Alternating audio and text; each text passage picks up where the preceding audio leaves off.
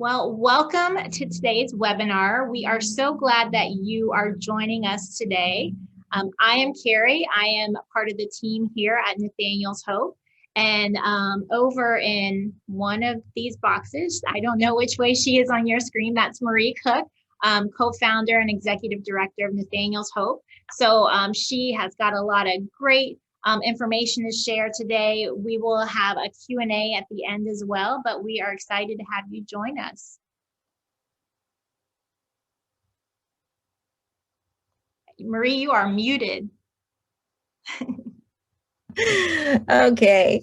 Hi, everybody. So glad you could be with us today. And we're going to go ahead and get started. I'm going to switch over to my PowerPoint here.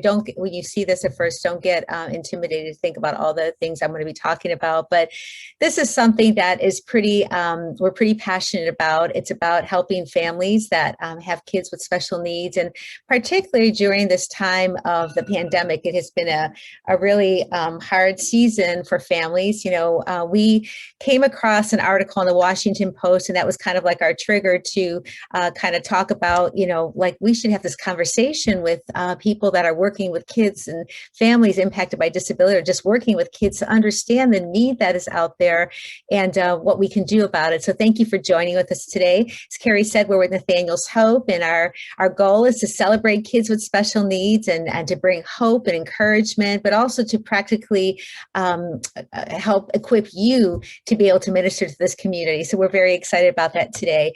I want to just give you a little bit of a history about Nathaniel's Hope, as far as what the background was and how we all began. It all began because of a little boy named Nathaniel, who is actually our son, my husband and I, our son, my little boy. And maybe if I could just share just a quick video with you to kind of give you the background about this, you'll understand maybe why I'm so passionate about helping equip you in this area. Hi, we're Tim and Marie Cook, Nathaniel's mom and dad, and we're here to tell you about our journey with Nathaniel. Our journey began with our son on June 6, 1997. And our son's name was Nathaniel Timothy Cook, which actually means treasured gift from God. He was our third child. We had two daughters, a 3-year-old who was Ashley and a 5-year-old who was Brianna. And immediately we were thrust into caring for our little boy at Arnold Palmer Hospital. He spent the first 89 days of his life just fighting for his life. And I remember it was such a hard, trying time to try and raise our two daughters while having a son that we were fighting for his life every day. And after 89 days, we took him home, not to a normal nursery, but actually to a small hospital room that had a heart monitor and a sat monitor, and he was on oxygen. He was on IV. He had a feeding tube. And Marie found herself at a place of caring for him 24 hours a day, 7 days a week. We actually consider ourselves RPs, registered parents, because we had to really equip ourselves to care for a child that had multiple medical needs. And actually caring for our son, it actually consumed our lives. It was our whole life evolved around caring for our son. I told the people I worked with at Regal Boats here in Orlando that I had these 5 F's. I have faith, family, friends, finances, and flexibility, these 5 F's. And we were barely making it. And I said at the time, I don't know how people that only have 2 F's or 3 F's, how can they possibly make it when we're barely making it with these 5 F's? Oftentimes families are in survival mode, just taking everything it takes in you just to care for your child, just to get through the day. And so we became part of that community, and it was really tough. He had numerous surgeries in his life, actually more than 7 of them, but 3 of them were for craniosynostosis. And that 2 of them we had here in Orlando, and then we took him to Dallas, Texas for a third. And the surgery went well, but he ended up getting pneumonia.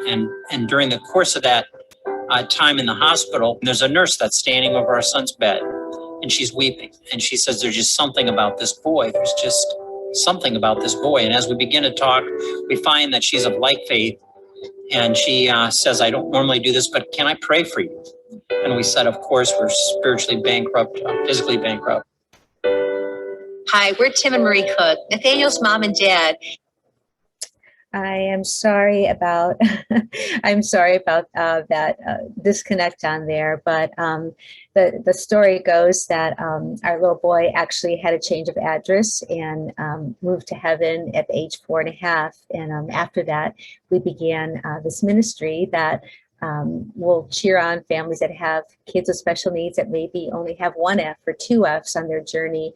And it's a pretty hard, tough community to be a part of. And though we didn't want to be a part of that community initially, we're so grateful to be able to pull alongside families now to make a difference. So I want to just clarify here. You may hear me during the course of this presentation use the term VIP kids. I hate the term disabled and handicapped kids with special unique needs. We consider them VIP kids, and they can be kids that have a physical disability, or maybe they have an intellectual or cognitive disability. Maybe they have a medical disability, hidden disability where they look typical on the outside, but they may have a challenge that they're dealing with. They may have chronic illnesses. They may have life-threatening illnesses. They may be medically fragile. I mean, really doesn't matter what it is, and kids are so unique, and so it's very hard to say this is how you work with a child with special needs, or this is what a VIP kid is like, because God has made them all so unique, like He has made us so very unique. And so if I just use the term VIP kids, it's just a term for God's unique kids. And as we talk about God's unique kids, when a child is born into a family or family, they're has a child that's born with a disability, they acquire a disability.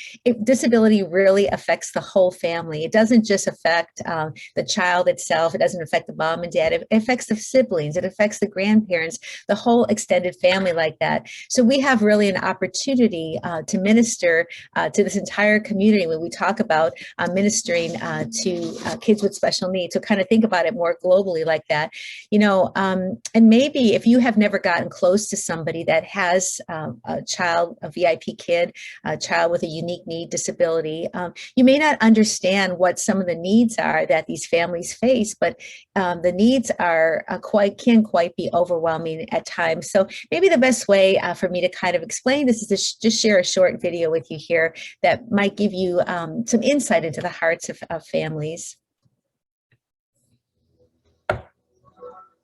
Every day I think he's close to normal, and then we go outside or we get around other kids that are 10 just like him, and I see the difference, and it's like every day's a reminder that we're not like everybody else. And even though she's always asking me, Mom, can we have another brother or sister? Can you make sure it's not handicapped? I can't play with them like other brothers and stuff. So I grieve for the fact that my daughter will never know what a normal sibling is like. I grieve for the fact that, he'll never know how beautiful they are. When the doctors met with us and they said that statistically a lot of these marriages, either they bond and grow stronger together or they split up, but the majority of them split up. I really didn't think at that time that that's what would happen to mine, but it did. When we had a special needs child born into our family, we realized that all our dreams would change. It was not what we expected. It was totally different than anything we had ever imagined. Keeping her alive, was a lot of time we spent, not knowing if she was going to make it through till the next day. If you could step a day into our life, and I were to say one word, it would be consuming, all-consuming. The all-consuming never goes away. So you have a community of people that have been just consumed with caring for their VIP kids, and then the pandemic hits, and suddenly life for special needs families goes from being hard to a lot harder. You ask yourself, how could it even get to be harder like that? Well, we had brought up the Washington Post earlier, and we had stated that, they said that special education students are not just falling behind in the pandemic, they're losing their skills, the parents say. Well, in addition to that, I wanted to read this here. It says, when schools closed last spring, parents in all kinds of households had to take over the teaching of their children, but the burden fell especially heavy on those whose children have severe disabilities and require a menu of different things like therapies, speech, vision, physical, occupational, and being a parent, a teacher, and a therapist, and a clinician, and a guidance counselor, and a freaking cook and a janitorial staff member is just not sustainable, said Mackie's mother, Lisa, who quit her job as a physical trainer to manage the instruction of her 9-year-old that has cerebral palsy. And she goes on to say, we're slowly dying on the inside. And so many of their families are just, like I said, life went from being hard to harder. Moving on here, going to the BBC. The BBC news states that with the coronavirus, parents of disabled children were really basically cut off or ignored. And so here's a story from a mom that says she's a mother of a child with a disability, and she speaks of the crushing sense of isolation made worse during the lockdown. She says her 13-year-old daughter has profound learning difficulties. She cannot speak or do anything for herself and has to have her nappies changed. Your child grows up and gets bigger, but their mental and emotional life does not travel alongside, she says, describing her daughter as being as vulnerable and demanding as a baby or toddler. I love her very deeply, says Caroline, but the pressures are emotionally as well as physically exhausting. She says for parents of disabled children, there are extra constraints on top of those already placed on everyone else. We can't go out for the daily family exercise. My daughter refuses to walk far. She leans on me, messes around, pulls on me, and I can't take her far because I don't know if they'll come back, if she'll come back or not. But, it goes on to say she just kind of walks through the day of what it's like having a child with a disability. This mom says our lives are very different. Nobody gets it. That's not woe is me. It's just a fact. And unless you've kind of walked into that journey, it may be hard for you to understand. I know before we had our son, Nathaniel, I had been a youth pastor for 10 years, and I would see kids on a Sunday morning and I would high five them and hug them and think, wow, Marie, you've done your job. And then suddenly, we have our son, Nathaniel, and life was very, very different, having a child with a disability. And I look back shamefully, and I've gone back and asked forgiveness from some of these families for my inability and my lack of, reaching out to them and truly trying to understand. I didn't understand, but I didn't try to understand either, until I became a parent, and then I got it, So these families, it's very, very difficult. And there have been so many financial challenges. My husband lost his job and our income has been reduced. Most of our income is to pay for rent and food. And so even families that may have mom and dad still together, the divorce rate is very high for families that have disability. And during the pandemic, the stresses have, of course, increased even more. And if you're watching this, yourself what the stresses that the pandemic has caused your typical family. And if you have a child with special needs, it's on steroids 100 times more. Let me go on here to show you another one here. I know this sounds weird since I'm never alone with my son needing 24/7 care, but I'm struggling with loneliness. There have also been a lot of deaths, 3 this week to deal with. This VIP parent writes in, here's another one. Sadly, my health declined and can't provide for them. I'm tube dependent. I'm fighting for my SSI benefits. We have no family or help. Please pray for my son with autism. Pray that God will strengthen me and enable me to get the needed therapies, insurance, and specialists. Just moms and dads just kind of basically hanging on. And the statistics are so startling. In addition to that, the ongoing stress. I'm just trying to kind of give you perspective right now of what these families have been facing. The ongoing stress of being a family caregiver often leads to cognitive deterioration, health problems, and higher levels of danger and hostility. Emotional, mental, and physical health problems arise from complex caregiving situations. From these families that were interviewed, over 50% of caregivers have significant symptoms of depression because it's just so hard. Social isolation is frequently reported by family caregivers, and respite has been identified as the most needed and desired service to improve caregivers' well-being. So I can go on and share, but I thought I want to just bring on here just for a couple minutes a mom, Tanya Bloodgood, who's from Melbourne, Florida. She's actually Disability Ministry Director at First Baptist Church in South Brevard, but she's also a VIP mom and just an amazing lady. And I'm going to go ahead and take this off here so we can bring her on. And Tanya, are you there? Can you get your, are you able to let us see you right now? I don't know if you can put your video on or not. There you are. Okay. There you go. There you go. Tanya, thanks for joining us. And Tanya and I had, we just actually had a nice visit on Friday. And as we were talking, I just sat there and I know that you are a VIP mom, and maybe you can tell a little bit about your son and what it's been like for you as a VIP mom going through the pandemic, and maybe what you've seen with families that you serve as well. Absolutely, absolutely. I have actually today's his birthday. I have a 14-year-old Nathan who my husband and I were able to adopt at birth, and he is my everything. And he has autism, high functioning autism, and we have challenges daily with him as well. He's still having some physical issues. We're still potty training even at 14, and so that's a challenge.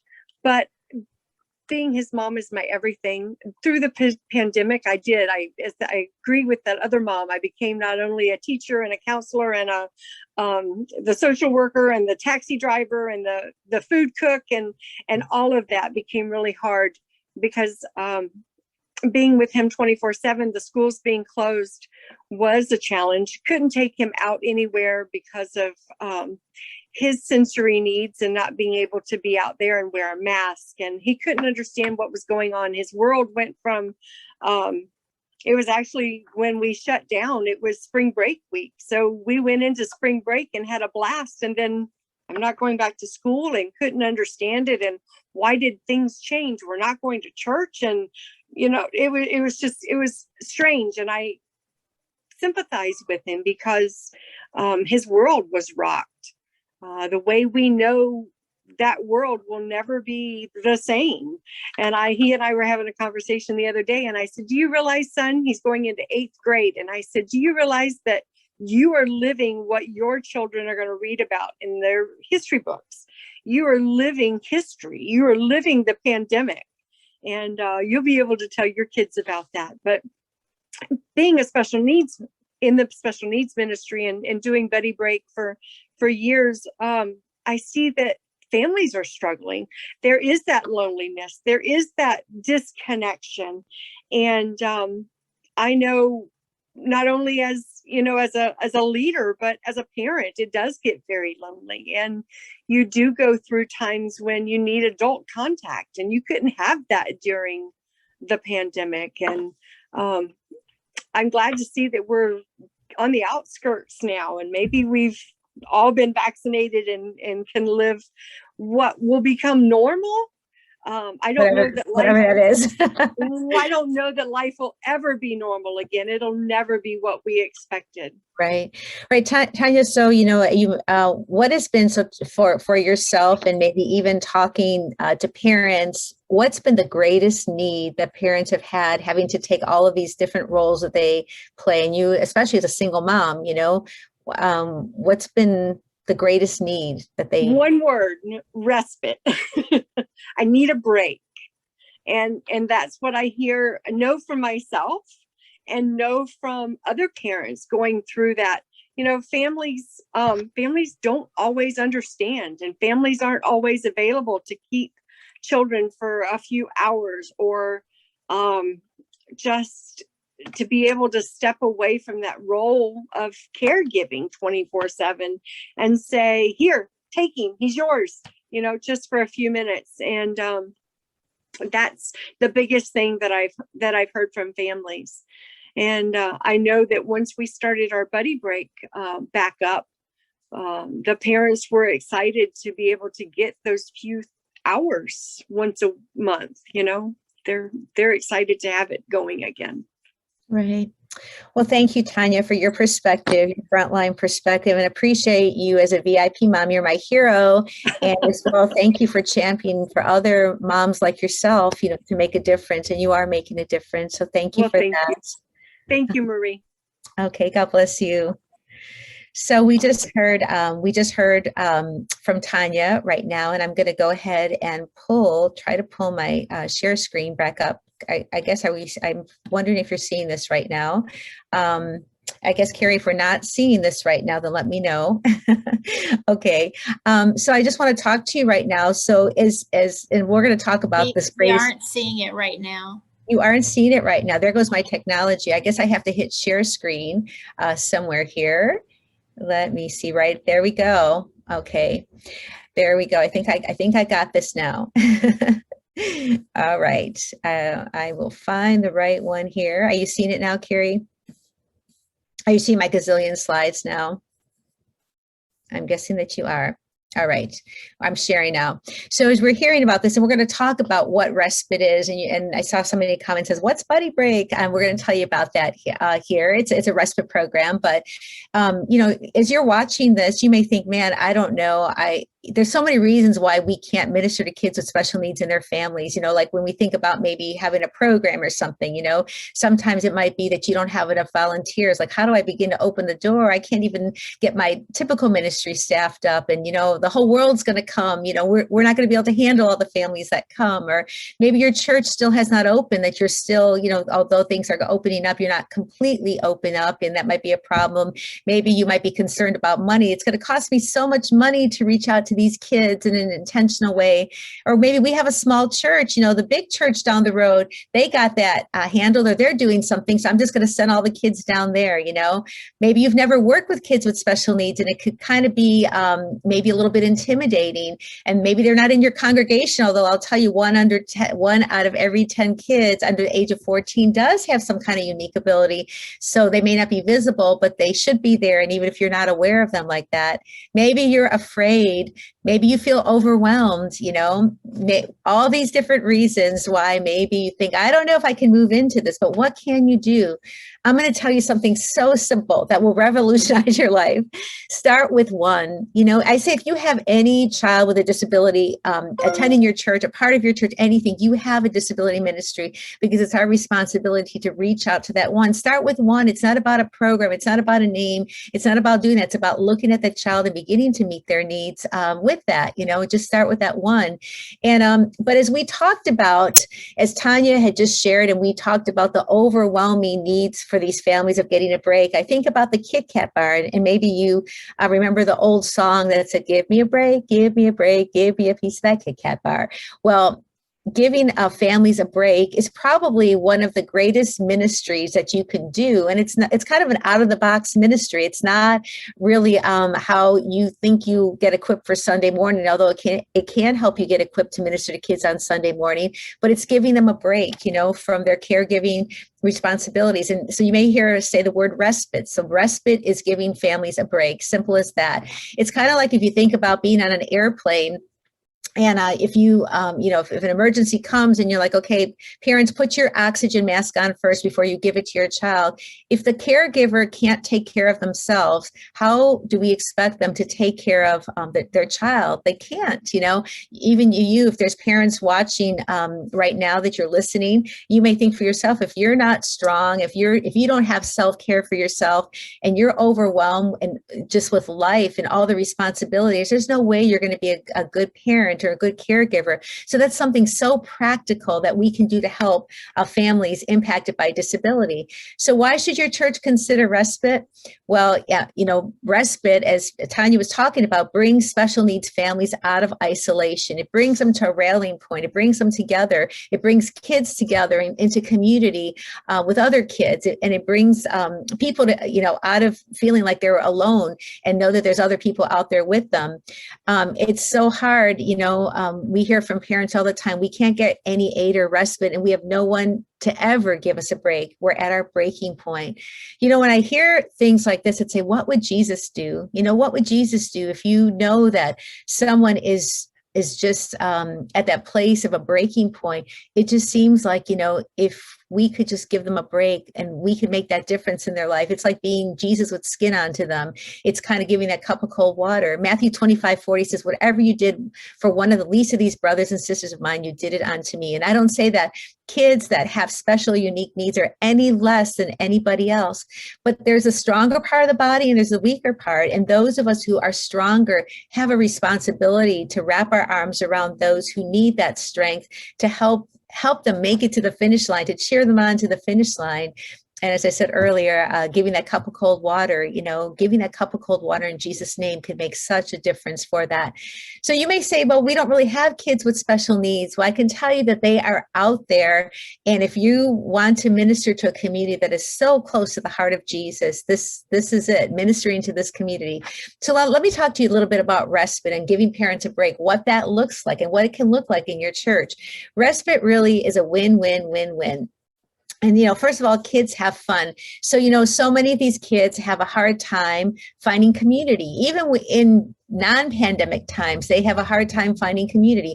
There's sometimes the kids that are not invited to the birthday parties, or they're not included because their needs might be a little bit more complex. They're not understood by other kids. People don't want to take the time to reach out to them, to include them. So at a respite program, and I'll be interchangeably use the word buddy break because that's what we do is buddy break. But in a respite program, kids had fun. It's all about them. It's all about meeting their needs. On a Sunday morning, you're trying to fit this group of kids into an already established program, but this is all about them, and they have a blast and they have fun, and they get a one-on-one relationship with somebody that will just have fun with them. And while the kids have fun, the parents get a break, which is so critical for that. But the kids having fun, this is a little boy that wrote at school, "Dear Oliver, I need to go to buddy break. I will see my friends." How awesome is that we can provide community to kids that sometimes don't feel community just by hanging out with them for a few hours.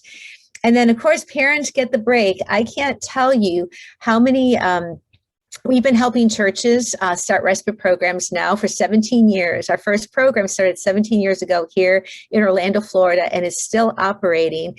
And in that time, I can tell you the countless stories I've heard from our church partners that say the parents literally go in a parking lot and recline their chair and go to sleep for a few hours because they can never get a break. So how cool is it that we as a body of Christ can rally around this community and give them a break and be able to let them have some self-care and kind of pour some fuel into their tank so that they can continue to go on. And 3 hours doesn't sound like a lot, but it can make a difference in a family's life for that. Sometimes I love to, at a respite program, ask parents, what are you going to do during the respite program? And they will say, well, some of them, obviously are going to want to get a break and just sleep a little bit. Sometimes a husband and wife, they'll go out together and maybe spend some time together. We had one couple out in Oregon at a church that they went to marriage counseling during a respite program to help restore and strengthen their marriage, and through that their marriage was able to stay together. There's just so much that 3 hours can do for a family to make a difference. Sometimes it's running errands, and sometimes it's just pulling parents together and they just want to hang out with each other because they don't have a time or ability to have community with other people. So parents can get that break. I think one of the biggest wins are volunteers are trained. So before I had my son, I was so intimidated to be with a child with a disability just because I didn't know. We're just afraid of the things we don't know. But a respite program is a great way to empower and to equip people to get comfortable to hang out with kids with disabilities and to be a friend and to work with them. And these volunteers, they have 3 hours to learn how to communicate with a child. They have 3 hours to build a relationship. They have 3 hours to figure out how to get that kid with autism to stop running around and to just learn about what triggers them and the things that are helpful, so that then you can take these volunteers and you can plug them in on Sunday morning because now they've had hands-on training. And even if they just volunteer once or twice a month, they can be a buddy to a child so that mom and dad can go to church on a Sunday morning. And this will be such an incredible way to build up your Sunday morning ministry. But the volunteers can be trained during this time. And then I think it's such a great missions outreach. You may have heard this statistic before that only 10% of families impacted by disability attend church. Did you get that? Only 10%, this is a national statistic, only 10% of families impacted by disability attend church. So this is kind of where the church, rather than closing your arms and saying, man, not here, go down the church down the street, they've got it together. You are opening up your arms and being intentional to say, you know what, you are welcome here. We recognize that you are a valuable part in the body of Christ, and we welcome you to be with us. And it's just such an incredible opportunity to reach a family. So maybe you're wondering, what does a respite program look like? I'm glad you asked. I'm going to show you a little video, just with some perspective of how a respite program can impact so many different people for that. So this is called Buddy Break 360.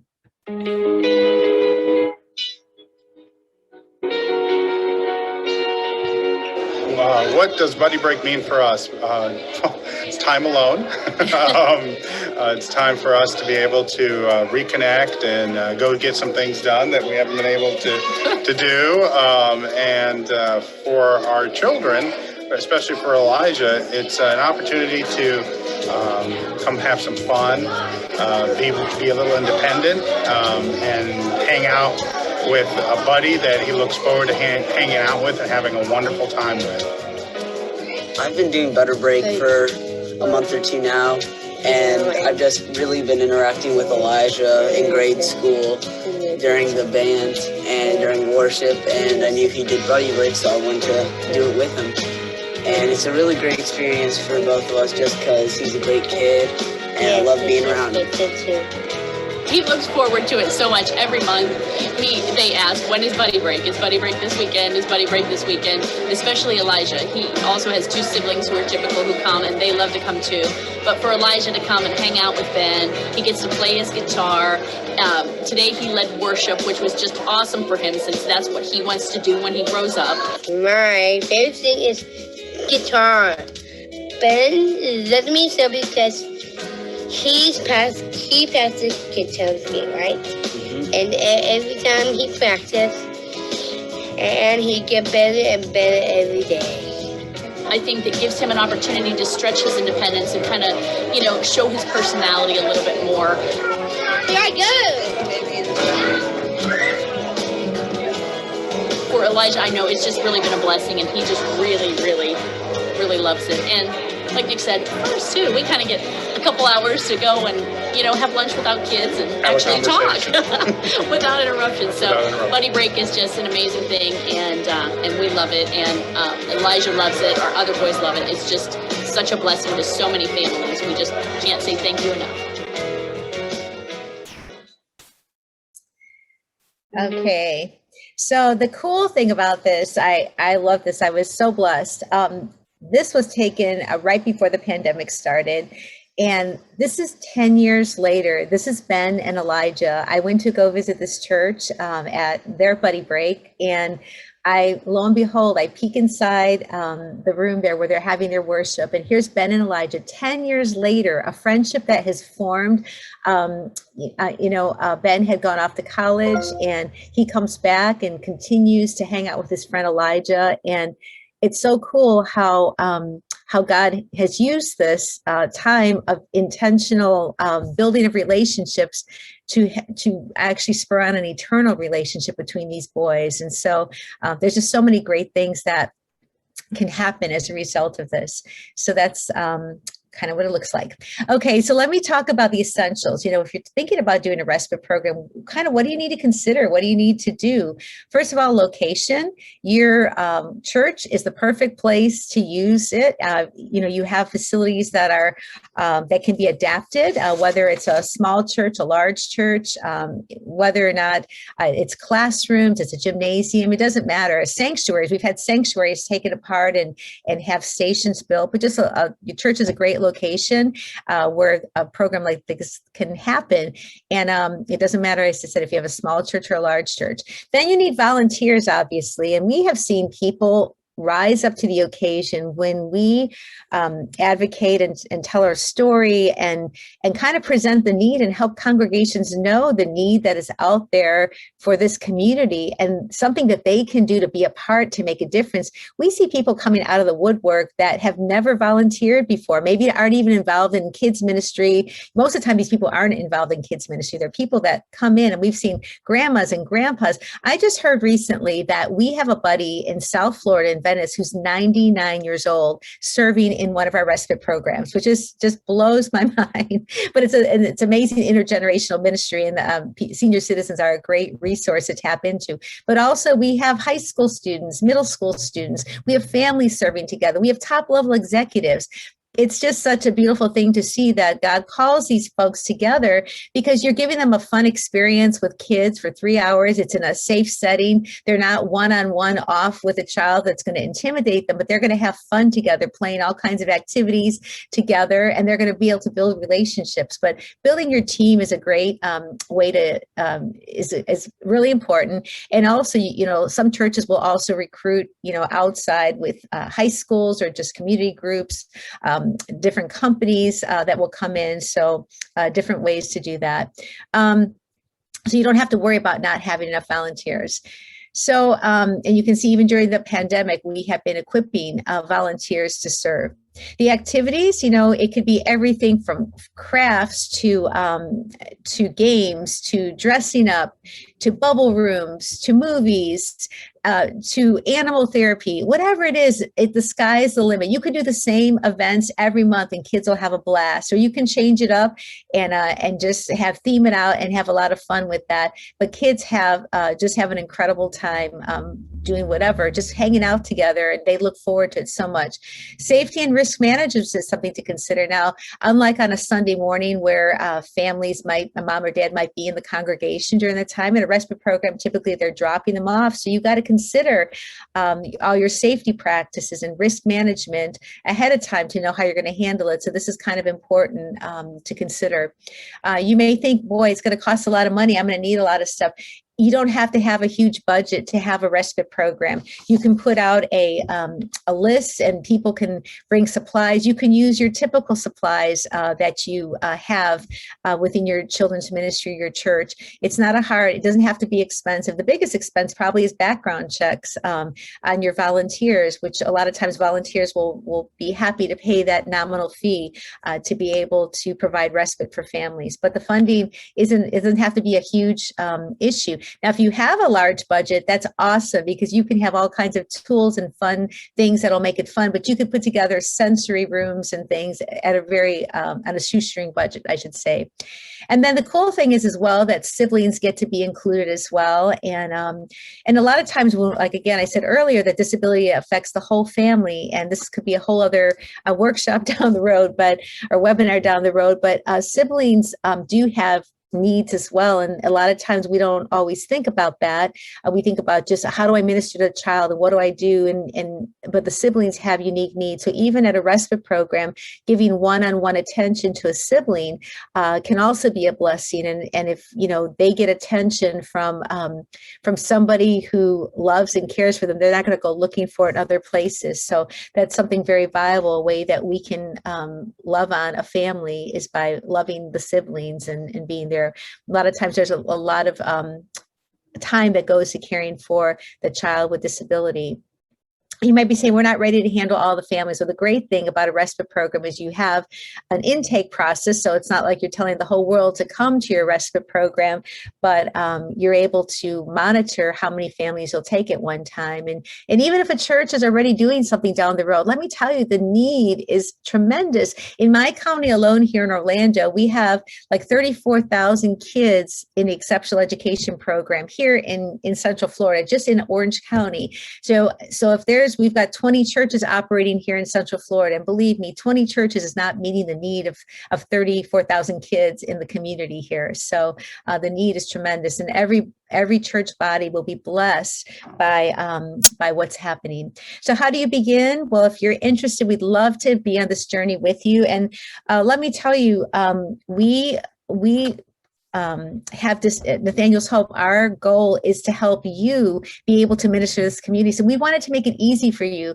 I was a youth pastor for 10 years. I mentioned earlier, I understand the workings of the inside church. I've been a mom of a special needs child and understand that side of it. And we want to make it as easy as possible for you to help this community. So we partner with local churches through a program called Buddy Break. And we've trained churches in, 37 or 38 states. Now we can't keep up with this map because it keeps growing. Just last month, we trained trained a church in Alaska. We've trained churches in Hawaii. So we're growing and internationally as well, working with churches in Singapore, England, but throughout the United States as well.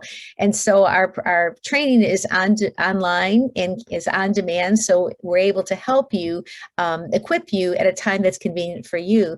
And a VIP parent says, I'm beyond impressed with the quality of training, care, and compassion they show to these special kiddos. Our hope is that we can take normal, everyday people who had no experience with disability, learn how to minister to this community and to help give families a break. That's our goal. And hopefully that'll also spill over into the overall ministry of your church as well. So we do a training online. If you're interested in joining, we actually have one on Thursday, June 24th. It's 6 hours of training. If you would like to become a part of that, that is an option. We take everything from A to Z on how to do a respite program. We've thought of everything that you don't have to think about anything for that. We even have a whole kit available like that, that we put together for you to be, if you'd like to be a part of the Buddy Break Network. So there's really two options. You can join the training, the 6-hour training online for $49, and the materials aren't provided, but you can sit in and learn more and decide if this is for you. And then if you do decide it is for you, or if you're already saying, man, this is for me, I'm in, count me in, I want to be a part, there's just a one-time cost of $3.99, but you get the whole kit. You get the 6-hour training. We have an on-demand training that's available for you and your leaders for 24/7. We give you the starter kit. We give you all the training material for your volunteers. We have ongoing coaching and support staff, use of a national online database. There is no annual fee, but we do ask churches to consider taking us on as a missions outreach, because every child that enters your program, we enter them into our birthday club, of which we have over 16,000 VIP kids in our birthday club. And so we send them bears and cards and things like that to kind of remember them and love on them throughout the year. So even if your church still has not opened, you can get prepared to give families a break at this time. So I feel this is such a great quote from a parent, because if you guys, my son doesn't feel like the outcast anymore. He feels that he's special and he's important. And that's so cool to hear things like that.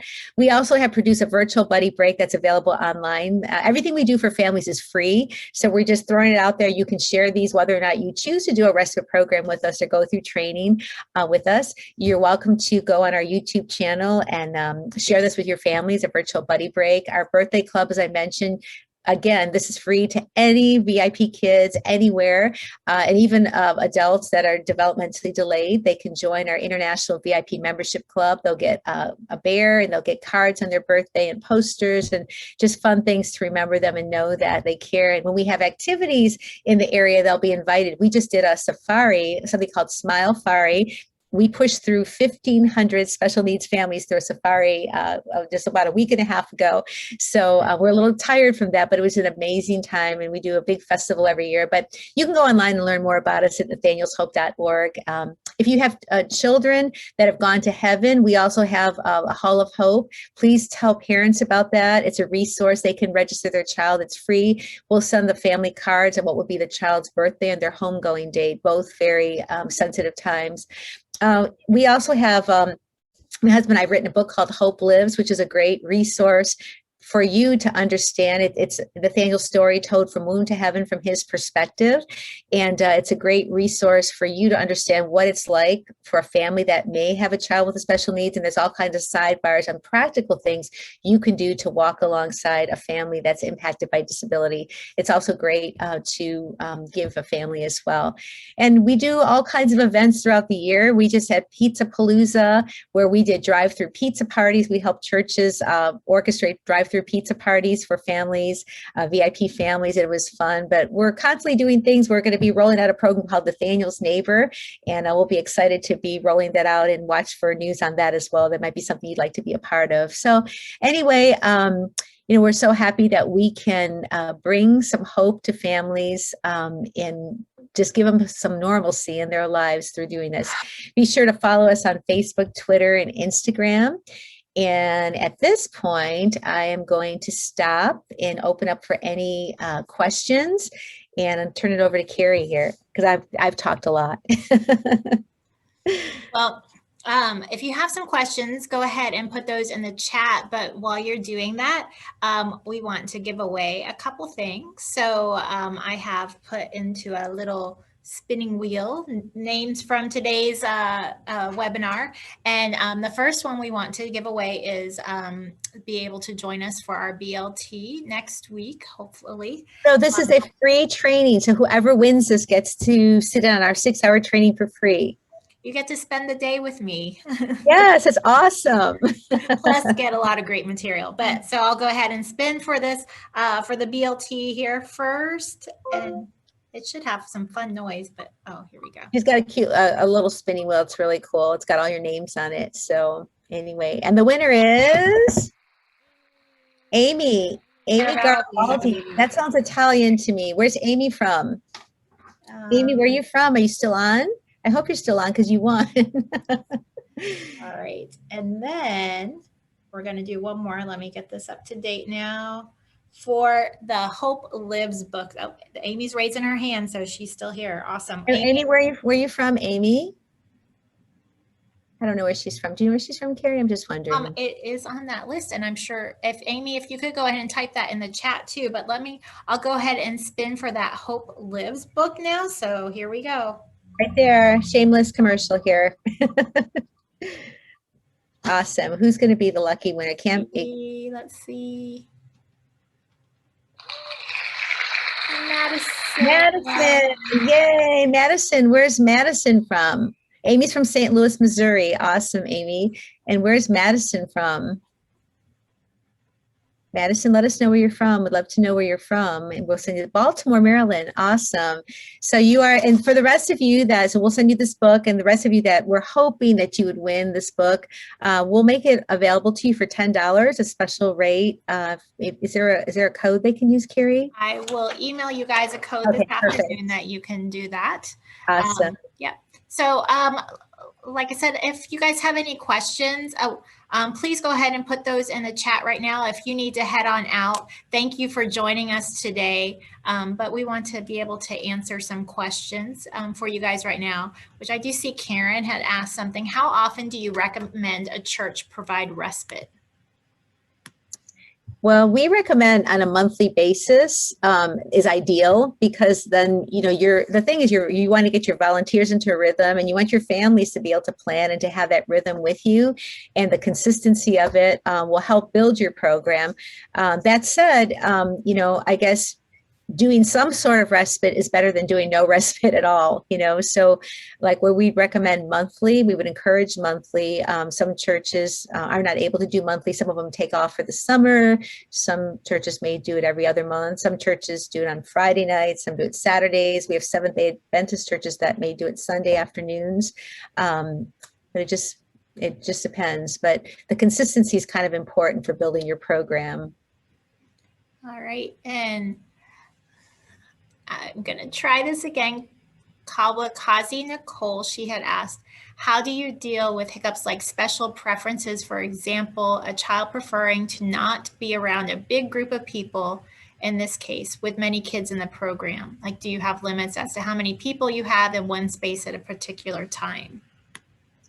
So this, without going into too much detail here, you just have to look at the needs of your individual child. And when we say like we're doing a respite program, we try and do a 1-to-1 ratio, one volunteer to one child, so that volunteer can really key in on the individual unique needs of their friend, their VIP.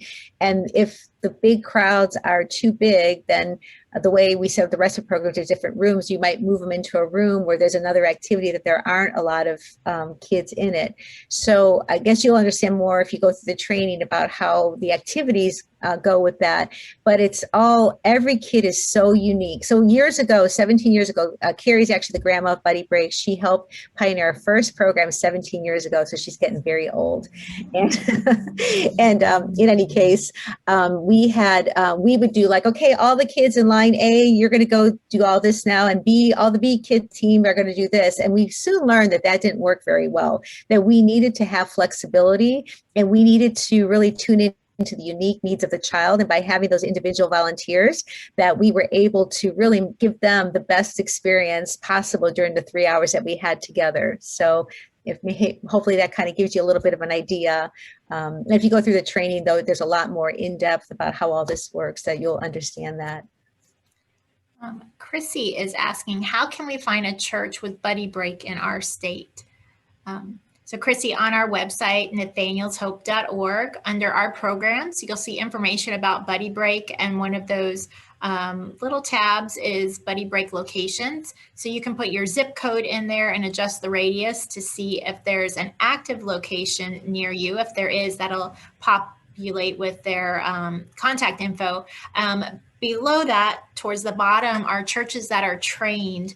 So those won't necessarily pop up as a location that's active, but you can see something that might be coming to your area as well. Yeah, and this has been a little bit of a weird year, as you know. So some of our churches are just beginning to relaunch again, so they may not be active, and we're learning, these programs have been, some churches have been doing drive-through Buddy Break programs, or they've been doing it in the parking lot, or they've done smaller programs, but not all of them have relaunched. They're kind of coming about now. So the dates of the location dates may not be up to date, but the locations are. And if we can help connect you with somebody to maybe talk to somebody in your area, we'd love to do that as well. This might be the last one. So if you guys have any questions, please put it in the chat or the Q&A. But Amanda is asking, is there a slideshow or PowerPoint that one could use when recruiting volunteers?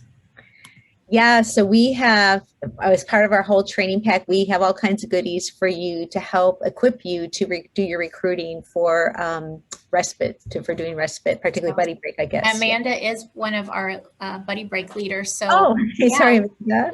We can go ahead and make sure you have all of those. There's some in your kit, some in our coordinator tools section, some of the ones that Marie showed today, like Buddy Break 360, we can make available to you as well. Yeah, Amanda's in Bloomington, Minnesota, and I lived in Fridley, Minnesota, Spring Lake Park area for 6 years before. So I know, I've been up your way, Amanda, before with you. So awesome. The question, are we able to share the slides from today? We'll have the webinar available, so you can grab off whatever information you want from the webinar. So we'll have that available. We'll get that up online, and once it's available, we'll email that out to you. So, I can't say that name, Carrie. Can you, Nicole? I'll say Nicole. Nicole, are you our friend from South Africa? From Johannesburg. Or Johannesburg. What church are you with?